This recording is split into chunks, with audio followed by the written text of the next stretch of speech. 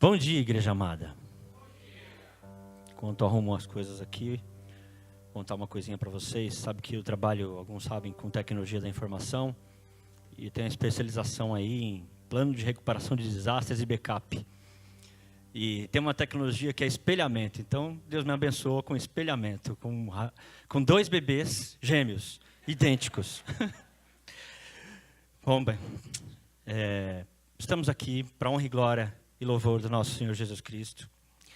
E venho trazer uma mensagem que Deus me inspirou para que possamos sair daqui edificados e orientados a respeito daquilo que Deus tem para nós nesse momento. O tema de hoje anotem no TCD, como o Kamal falou, abra na página de hoje que tem o dia para que você possa tomar nota da mensagem, para se lembrar depois. E o tema é: o temor ao Senhor é o princípio da sabedoria. Vamos ver como isso se encaixa. Quando não temos sabedoria para aplicar aquilo que é de Deus em nossas vidas, nós colhemos frutos muito negativos. E não só em nós, mas também em nossos familiares e a nossa geração. Pense alguém aí que é muito levado. Pensa aquela criança que dá aquele trabalho terrível. Pensou aí? Pois bem. Vamos ler então em 1 Samuel 2, de 12 a 18. Vou ler aqui enquanto projeta lá. Os filhos de Eli eram ímpios, não se importavam com o Senhor, nem cumpriam os deveres de sacerdotes para com o povo. Sempre que alguém oferecia um sacrifício, o auxiliar do sacerdote vinha com um garfo de 3 dentes. E enquanto a carne estava cozinhando, ele enfiava o garfo na panela, ou travessa, ou caldeirão, ou caçarola, e o sacerdote pegava para si o que vinha no garfo. Esse era um procedimento instituído por Deus dentro do templo. Assim faziam com todos os israelitas que iam a Siló. Mas antes mesmo de queimarem a gordura, vinha o auxiliar do sacerdote e diziam ao homem que estava oferecendo o sacrifício: dê um pedaço desta carne para o sacerdote assar. Ele não aceitará de você carne cozida, somente crua. Se o homem lhe dissesse: deixe primeiro a gordura se queimar, e então pegue o que quiser, o auxiliar respondia: não, entregue a carne agora, senão eu tomarei à força. O pecado desses jovens era muito grande à vista do Senhor, pois eles estavam tratando com desprezo a oferta do Senhor. Samuel, contudo, ainda menino, ministrava perante o Senhor, vestindo uma túnica de linho. Observa a posição desses jovens. Eram filhos do sumo sacerdote Eli, descendentes de Arão, portanto responsáveis para tomar conta do templo, tomar conta da casa de Deus, para cumprir as exigências que aquilo que Deus tinha, para que tivesse ordem e decência no templo. E havia uma promessa de Deus para que toda a geração de Arão fosse responsável pelo templo. Haviam procedimentos então que deveriam ser executados, mas olha o que esses jovens faziam. Eles interceptavam as pessoas e faziam-nas desviar do sacrifício original que Deus havia instituído para eles. Nota também que eles usavam a posição de poder para a situação que eles estavam, o poder que eles tinham para extorquir, para forçar a pessoa a cumprir, porque ele representava o sacerdócio, era um auxiliar desse sacerdote. Pois bem, eles então tinham a finalidade pessoal e particular, desviavam o povo do sacrifício original para o benefício próprio. Note também que enquanto esses jovens praticavam essas coisas, tinha um menino que estava debaixo do mesmo sacerdócio, mas ele observava essas coisas e ficava nos caminhos de Deus. Pois bem, tudo o que devemos fazer para o Senhor, com excelência, seja no trabalho, seja na escola, seja na faculdade, seja na família, porque em 1 Crônicas 29:11 diz: Teus, ó Senhor, são a grandeza, o poder, a glória, a majestade, o esplendor, pois tudo o que há nos céus e na terra é teu. Teu, ó Senhor, é o reino.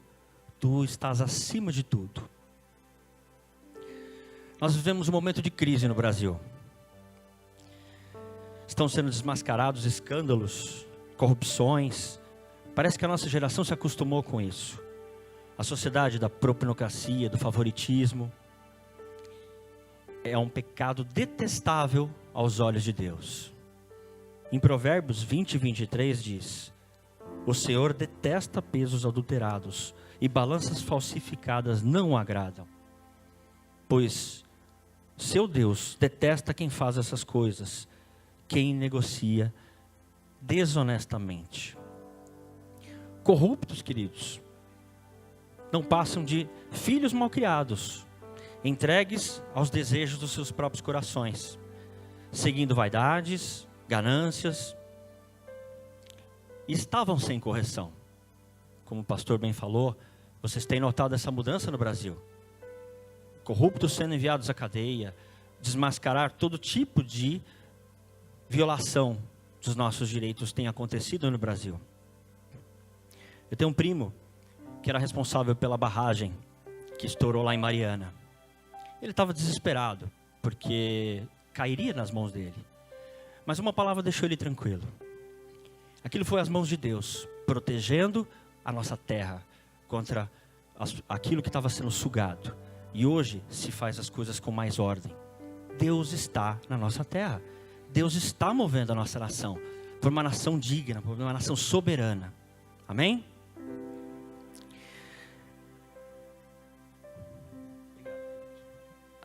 Em 1 Samuel, enquanto os filhos de Eli cometiam toda essa má sorte de atrocidades,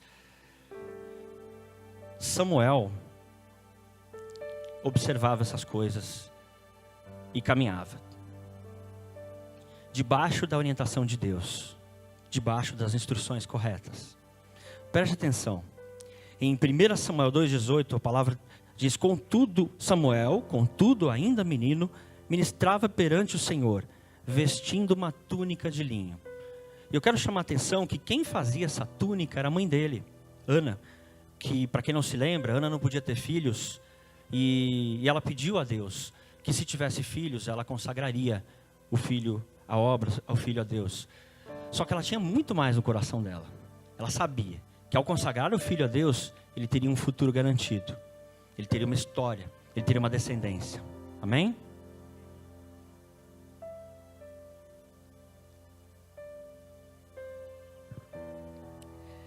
Deus usou o desejo de Ana para mudar toda a geração de sacerdotes de Israel. Isso pode acontecer com o Brasil. E está acontecendo, como o Kamal falou. Através de uma palestra que o Júnior me convidou, eu conheci um juiz cristão, honesto, uma vara, a mais produtiva vara desse país. Então tem esperança. Temos esperança. Só temos que continuar. Enfim. Ele foi avisado sobre o que os filhos dele estavam fazendo. Em 1 Samuel 2, de 22 a 25, Eli, já bem idoso, ficou sabendo de tudo que seus filhos faziam a todo Israel, e que se deitavam com mulheres, que serviam na porta da tenda do encontro. Por isso lhes perguntou: por que vocês fazem essas coisas? De todo o povo ouço a respeito do mal que vocês fazem. Não, meus filhos, não é bom o que escuto se espalhando no meio do povo do Senhor. Seus filhos, contudo, não deram atenção à repreensão do seu pai, pois o Senhor queria matá-los. Isso revela que Eli passou uma vida inteira sem orientar essas crianças. A vida inteira, deixando que eles fizessem o que quisessem, tivessem toda a libertinagem, e não era feito nada. Apenas breves e brandas palavras. Deus chama a nossa atenção para que tenhamos uma atitude perante o que é errado. Que nação é essa que nós vivemos, da TV a cabo pirata, dos softwares piratas, das músicas piratas, do jeitinho aqui, jeitinho ali, das notas fiscais falsas e todo tipo de pequenas corrupções que nós observamos. Como podemos querer o favor de Deus se vemos essas coisas e não fazemos nada? E às vezes, pior, participamos delas. E ainda pior, fazemos com Eli. A gente fala para os nossos filhos: filho, não faz isso, não faz aquilo, não fuma, não isso. E o nosso filho vê a gente fazendo. Presta atenção, o que nós ensinamos no curso. Criança detecta a demagogia de longe, ainda pequena. E jovem se rebela contra ela. Por que eu vou seguir meu pai? Por que eu vou nessa igreja, se ele faz o que faz? Por que eu vou seguir a Deus, se quem serve e anda nos caminhos de Deus está fazendo uma coisa dessas? Então, queridos, é algo que Deus tem nos chamado a atenção. O que estamos esperando? Ficar velhos para tomar uma atitude? Ao ponto de a gente não ter mais energia, como Eli, já de idade? Seus filhos estão fazendo o que estão aprontando. E ele não tem mais energia para chamar a atenção. Amém? Que futuro nós queremos para os nossos filhos? Se você ama teu filho e quer o bem dele, seja exemplo. Corrija-o nos caminhos do Senhor. E em Hebreus 12:6 diz: pois o Senhor disciplina a quem ama e castiga todo aquele a quem aceita como filho. Amém? O restante dessa trágica história eu vou resumir aqui, mas depois você lê lá, 2 Samuel. Deus sentenciou a família de Eli por não ter corrigido seus filhos. Israel saiu em guerra contra os filisteus, e Ofni e Finéias, os dois filhos de Eli, que eram sacerdotes do Senhor, levaram a arca da aliança, que representava a presença de Deus e a garantia da vitória. Eles não só perderam a arca, que é a presença de Deus, como também perderam a própria vida. Assim Eli ficou sabendo disso e caiu da cadeira, quebrou o pescoço e também morreu, cumprindo, portanto, a sentença que Deus havia proclamado na vida deles. Querido, choca muito meu coração saber que eu não vou educar os meus filhos dentro da presença de Deus. Choca muito saber que a minha descendência será eliminada da terra se eu simplesmente ignorar a educação, se eu simplesmente fingir que não estou vendo o que eles andam fazendo de errado. Não deixe seus filhos saírem à guerra sem a presença de Deus. Saírem ao mundo, para a faculdade, para a escola, para onde quer que eles vão. Mas também não adianta eles levarem uma Bíblia debaixo do braço, se eles não obedecem e cumprem as ordenanças de Deus. Certamente a presença de Deus, que Deus ama e quer estar do nosso lado, não estará com os nossos filhos. Amém? A diferença entre a vida de Eli, dos filhos de Eli e de Samuel, é justamente que Samuel se manteve obediente, dentro da vontade de Deus.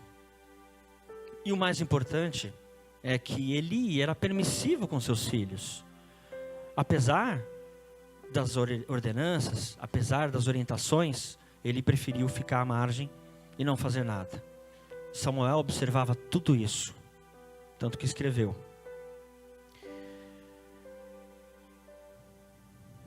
o tema de hoje, o temor ao Senhor, é o princípio da sabedoria. Enfim, mas o que precisamos para ter temor ao Senhor? O primeiro passo é o conhecimento, correto? Você está aqui, nós estamos aprendendo, a gente faz os cursos. Só que conhecimento não adianta. Só ele, o mundo está cheio. Nós ensinamos nossos filhos a terem diplomas, ter certificações, obter todo tipo de conhecimento. Mas o conhecimento não vai passar de meras palavras, vai entrar por um ouvido e sair pelo outro, se não tiver verdadeiro entendimento do que você está aprendendo, se não tiver absorção.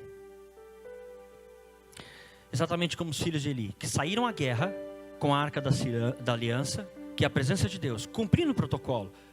Antigamente, quando eu voava, eu levava na minha mochila a Bíblia. Não conhecia nada sobre os caminhos de Deus, mas eu achava que aquilo estava me protegendo. Até o dia que eu peguei aquele Fokker 100 e aquele negócio chacoalhou. Eu falei, meu Deus, essa Bíblia aqui não vai conseguir me proteger se essa coisa cair. E não ia mesmo. Enfim. Você só consegue entendimento se você tiver a presença do Espírito Santo de Deus. E nós não conseguimos essa presença se não tivermos aceito a Jesus em nosso coração. Se não andarmos nos caminhos deles, não obedecermos a tua palavra. Amém? Os filhos de Eli tinham só o sacerdote e a presença de Deus, que era um homem. Mas hoje nós temos a presença do Espírito Santo de Deus, que não é homem para mentir. A Ele é quem devemos buscar. Mas ter conhecimento e entendimento também não adianta. É necessário ter sabedoria. Mas o que é sabedoria? Sabedoria você encontra lendo os livros de Provérbios, que trata da sabedoria de Deus, e os livros de Eclesiastes, que trata da sabedoria do homem.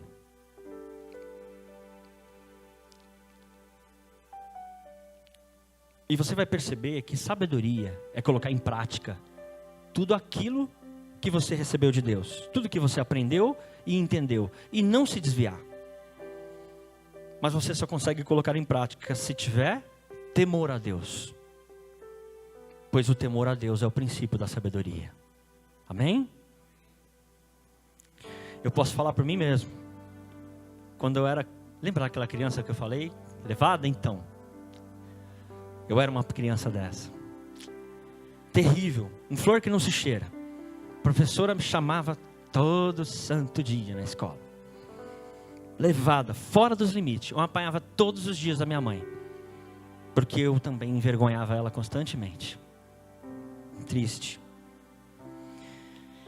Por tirar notas elevadas, eu era folgado. Pensa num cara folgado, metido, orgulhoso. Eu humilhava professores e colegas por conta da minha arrogância. E fazia as pessoas à minha volta se tornarem, esse aí é flor que se cheira. Tem ele como amigo, mas distante. Era triste, querido. Uma infância isolada. Uma infância vazia. Sem a presença de Deus. E quando tudo estava perdido, minha vida afundou. Pedi separação da minha esposa. Estava de mudança para outro país. Uma fuga. Estava fugindo. Fugindo de mim mesmo. Fugindo da realidade. Para mais tristeza no coração da minha família. E no coração da minha mãe. Felizmente Deus é tão bondoso, tão maravilhoso, que me atraiu a essa casa. De uma forma inimaginável. Ele montou uma armadilha para me pegar. Assim como você está aqui. Mas é uma armadilha de amor. É uma armadilha de cuidado.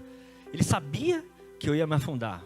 Ele sabia que eu não teria futuro se ele não tivesse me chamado. Então, hoje eu e minha casa servimos ao Senhor nesta casa, a quem fui edificado, fui treinado. O que aconteceu?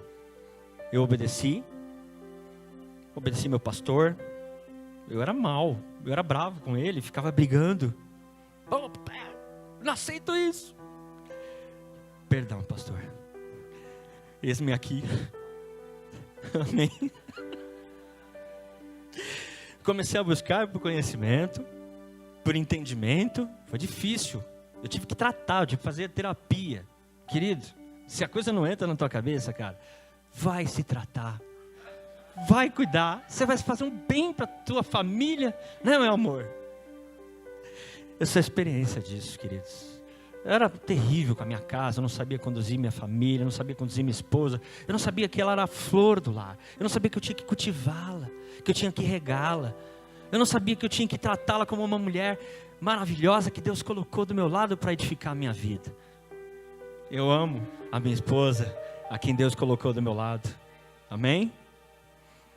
Pois bem, eu não faltei aos cultos mais. A gente saía de férias e procurava igreja para ir. Não importa onde estivesse, eu procurava a presença de Deus. Fiz todos os cursos, todos os workshops que a igreja me propôs.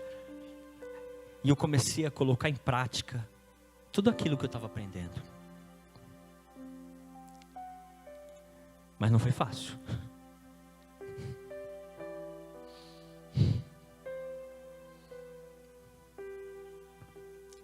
Muitas quedas, muitas reerguidas, muitas lutas e provações. Passei por roubos, passei por sequestro, passei por diagnóstico de câncer. E o inimigo ali do lado: você não vai conseguir, você não vai fazer, isso é mentira, isso é tudo coisa de crente. O tempo todo me atormentando. Mas eu tenho um pastor que, firme, orava por mim, me exigia: e aí? Glória a Deus por tua vida, pastor e pastora. Vocês são uma bênção para canalizar a exigência que precisa ter e a certeza de que o Espírito Santo aqui faz a obra. Eu agradeço a Deus por isso. Mas eu tenho certeza que a obediência me trouxe a presença de Deus, me trouxe a arca. E eu pude passar pelos roubos que passei, pelo sequestro que tive, pelo câncer, com milagres. Tive que passar. A gente vai passar por aflições, mas tem de bom ânimo. Jesus está do nosso lado, só obedecer. Mais nada, só obedecer. Fácil, simples assim. Se você não aceitou Jesus ainda, aceita rápido. Só obedece. Aceita do teu coração e vem para o caminho. Você só vai ter a ganhar. Nada a perder. Pois bem, eu sou testemunho desse milagre. A guerra não acabou. Caleb tem uma personalidade forte. Tem que assistir todos os dias. E agora mais 2 filhos que eu preciso ensinar no caminho de Deus. Eu preciso levar eles à sabedoria. Mas é constante. É algo que você busca. Quem já foi em casa deve ter percebido que paz que é aquele lar. 3 crianças, 8h30 da noite, não se ouve mais nada. A gente vai conversar, a gente tem o nosso tempo, podemos assistir um filminho, porque o Caleb e as crianças estão dormindo. E esses bebês, apesar estão novinhos já, 8 semanas, já dormem 8 horas por noite. Eu quero isso para a vida de vocês. Paz, tranquilidade que reina no lar. E nos cursos que a gente ensina, a gente mostra que uma destruição de um lar começa justamente na falha, na condução dos bebês. Mas nada está perdido. É tempo de construir, independente do tempo, que Deus é atemporal. Não importa se você não fez a coisa certa no começo. O importa é que no momento que você toma a decisão, Deus fala: tá bom, agora eu vou te consertar. Agora eu vou consertar a tua casa. Amém? Aleluia. Enfim, o Caleb não nos envergonha. Outro dia saí para tomar um lanche com o Kamal. Eu falei: meu Deus, menino, respeita. E ele carinhosamente foi lá, pediu o que queria, não fez nenhum escândalo na loja. Completamente ao contrário de mim. Completamente diferente. Eu chegava numa loja e fazia escândalo. Eu queria uma coisa, eu e meu irmão, nossa, que guerra era aquilo. Eu esperneava, caía no chão, gritava, berrava. E usava de manipulação. Vocês acham que uma criança não tem manipulação? Eu sei muito bem o que eu fiz quando eu tinha 4 anos de idade. Sei exatamente o que eu fiz. E foi uma alegria poder ter saído com o pastor. Caleb, vem aqui. Não pode pegar isso aí hoje. Tudo bem, ele veio. Caleb, não pode subir aí, ele obedeceu. Aquilo para mim foi um marco, porque eu olhei a minha infância, eu olhei hoje, eu falei: eu estou conseguindo, com a ajuda do Espírito Santo de Deus. Amém? A Isabelle e do Richard, que graça, que família abençoada. Líderes do curso, educando filhos à maneira de Deus. E a gente nota os frutos na vida deles. A Isabelle, por exemplo, ela já está acostumada com o diálogo em casa. Você tem liberdade para fazer aquilo ou isso? Porque justamente o fardo da transferência de conhecimento, de entendimento, de sabedoria, deixou de ser complicado, deixou de ser fardo, deixou de ser penoso e passou a ser sábio através dos ensinamentos do curso. Não deixa de fazer os cursos, queridos.